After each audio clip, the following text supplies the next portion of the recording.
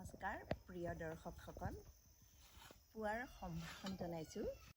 যোৱাবাৰ আহোঁতে মই বাগানলৈ আহিছিলোঁ, বৰটেঙা পাৰিছিলোঁ। আপোনালোকে চাগে সেই ভিডিঅ'টো দেখিছেই, বৰটেঙা পাৰি পথাৰলৈ লৈ যোৱা। আৰু তেতিয়া আহোঁতে দেখিছিলোঁ যে এই ধৰণেৰে চাওকচোন, এইবিলাক এই পথটোত মানে ল'ৰটোত পৰি আছিলে। ভাবিলোঁ এইবোৰ নিশ্চয় গছ কাটোতে ওলোৱা এই গুৰিবিলাক। আগতেহে গছবোৰ কাটিলে কুঠাৰে কাটে, আজিকালি মেচিনেৰে কাটে নহয়। মেচিনেৰে কাটোতে এই ধৰণৰ গুৰিবিলাক ওলায়। গছজোপা চাগৈ মোৰ একমাত্ৰ দেও পলাশমণি ভূঞাই, অৱশ্যে বৰ্তমান প্ৰয়াত, তেওঁ চাগৈ কাটিছিল। আৰু এই গুৰিবিলাক অৱশিষ্ট হিচাপে পৰি ৰৈছিল। তেওঁ গছজোপা কটাৰ পাছত চাগৈ বেচোঁতে 2 টকামান পাইছিল। কিন্তু মই ভাবিলোঁ এই পৰি থকা গুৰিবোৰৰ পৰা মই 1000 টকা উলিয়াম। সেয়ে আজি আহি থাকোঁতে লালুকতে বীজ ভাণ্ডাৰত দেখিলোঁ, এইয়া চাওকচোন, আলু গুটিবোৰে গজালি মেলিছে। সুধিলোঁ এইবোৰনো কি আলু? বোলে কাণপুৰীয়া আলু। মোৰ একদম চেৰেংকৈ মনত পৰি গ'ল নহয়। মই এই আলুবোৰকে নি এই ল'ৰটোত যিবোৰ এইবোৰ মানে বন গজি উঠিছিল, সেইখিনি মই কোৰ মাৰিবলৈ লগালোঁ। আৰু কোৰ মাৰিছে কোনে জানেনে? মোৰ সেই দেওৰ পলাশমণিৰ ভূঞাৰ পুত্ৰ, একমাত্ৰ পুত্ৰ। তেওঁৰ নাম এয়া প্ৰাচুৰ্যমণি ভূঞা। তেওঁকো লগতে লৈছোঁ। তেওঁক কৈছোঁ যে এই গছৰ তলত যিবোৰ সৰাপাত আছে, সৰাপাত শুকান হৈ আছে, সেইবোৰো লৈ আহিবলৈ। এয়া চাওক, লৈ আহিছে। আৰু এই শুকান পাতবোৰো এতিয়া এই ল'ৰটোত আমি দি দিম, কাৰণ তাতে আলু ৰুম। আপোনালোকক আগতে মই কৈছোঁৱেই, কম খৰচত অধিক উৎপাদন কৰাৰ মোৰ লক্ষ্য। আৰু তাকে পচন সাৰত তৈয়াৰ কৰিবলৈ লওঁ, কাৰণ আমি নিৰোগী হৈ থকাটোহে বাঞ্ছা কৰোঁ। সেয়ে চাওকচোন, এয়া গছৰ তলত পৰি থকা শুকান পাতবোৰ, এই যে কাঠৰ গুৰিবোৰ আছিল, তাৰ ওপৰত মই এইদৰে গছৰ শুকান পাতবোৰ পাৰি দিম।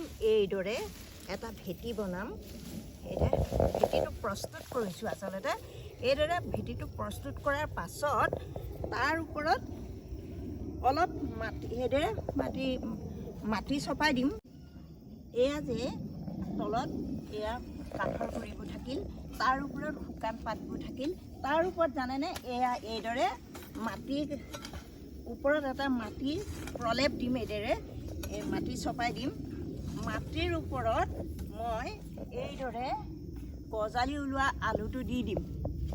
এইদৰে চাওকচোন, গজালি ওলোৱা আলুটোৰ এইদৰে বহুৱাই দিম। দি আলুটোক মাটিৰে ঢাকি দিম। দিয়াৰ পাছত পুখুৰীৰ পৰা মেটেকা উঠাই থৈছিলোঁ। এয়া চাওক, এই যে মেটেকাৰ এই শিপাবোৰ খুব সাৰ আছে। সেয়ে এই মেটেকাৰ এই শিপাবোৰ এইদৰে ঢাকি দিম আলুটো। এইদৰে চাওক, এইদৰে ঢাকি দিয়াৰ পিছত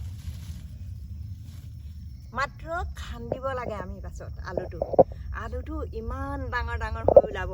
যেতিয়া ওলাব, মইতো আপোনালোকক নেদেখুৱাকৈ থাকিব পাৰিম জানো? আপোনালোকেও আগ্ৰহে বাট চাই থাকিব নিশ্চয়। চাবচোন কিমান সুন্দৰ হ'ব।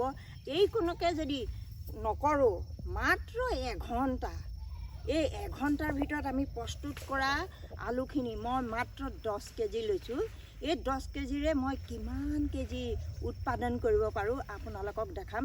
এই 10 কেজিত কেইটকা লৈছে জানেনে? 270 টকা মাত্ৰ। মানুহে বেংকত টকা থয় সুত পাবলৈ, সুতৰ হাৰ বেছিকৈ পাবলৈ আশা কৰে। কিন্তু মই এই 270 টকাৰে মই কিমান 1000 টকা উলিয়াব পাৰোঁ আপোনালোকক দেখুৱাম। 1000 টকা বাদেই দিয়কচোন, আমাৰ স্বাস্থ্য সকলোতকৈ দামী নহয় জানো? আপুৰুগীয়া বস্তু।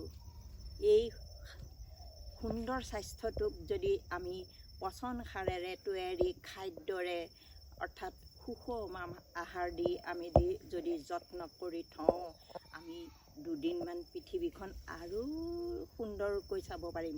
কাৰণ প্ৰকৃতিৰ নিচিনা সুন্দৰ পৰিৱেশ, সুন্দৰ নান্দনিক দৃশ্য উপভোগ কৰিবলৈ পোৱাটো কিমান সৌভাগ্য চাওকচোন, নহয়নে বাৰু? পিছত আকৌ ভিডিঅ' লৈ আহিম। তেতিয়ালৈকে মই আজি থৈছোঁ। মোক অকণমান মৰম দিবচোন, যদি আপোনালোকে বিচাৰে। যদি নিবিচাৰে নালাগে বাৰু দেই, মৰম আকৌ লোৱা যে। আজিলৈ আহিছোঁ, ধন্যবাদ।